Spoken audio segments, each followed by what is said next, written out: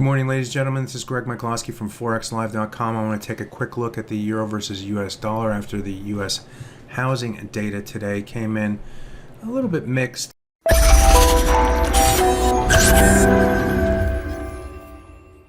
We saw housing starts come in at an annualized rate of 1.446 million. That was much less than the 1.537 million that was expected, and also less than the 1.599 million from last month. However, building permits actually came in a little bit stronger than expectations at 1.674 million versus 1.65 million estimate period. That was still lower than the prior month of 1.685 million. If you take a look at the housing starts going back in time, it was the lowest level since February 2021. For the building permits, it was the lowest level since October 2021. So weaker data from the housing sector, which corresponds with the weaker NAHB housing market data from the builders yesterday, which fell below the 50 level, indicative of contractionary feelings from the home builders.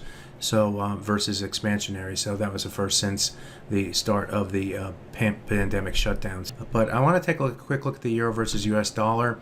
Recall that the price was in this range here for a number of days, 18 trading days, and we moved above that to range last week here, and then we fell below the level on Friday and stayed below that level yesterday. In fact, yesterday we stayed below the 100-hour moving average at the Asian session high.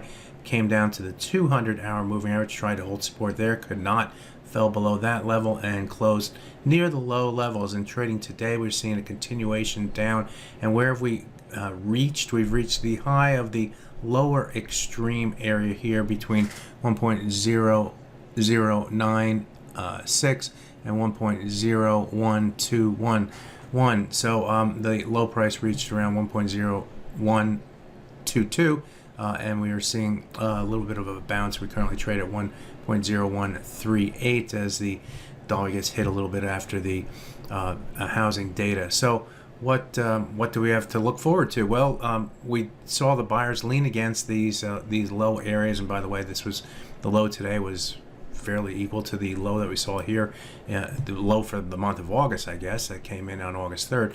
So we saw those buyers lean against that level. Why? Because risk can be defined, risk can be limited against that level, and they start to buy, take a chance and buy the dip.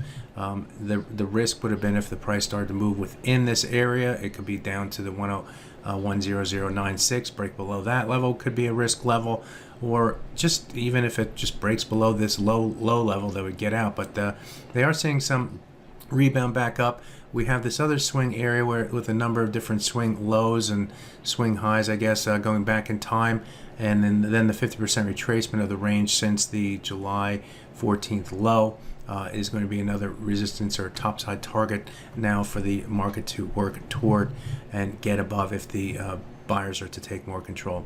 So sort of they had the chance to buy the dip against the swing area.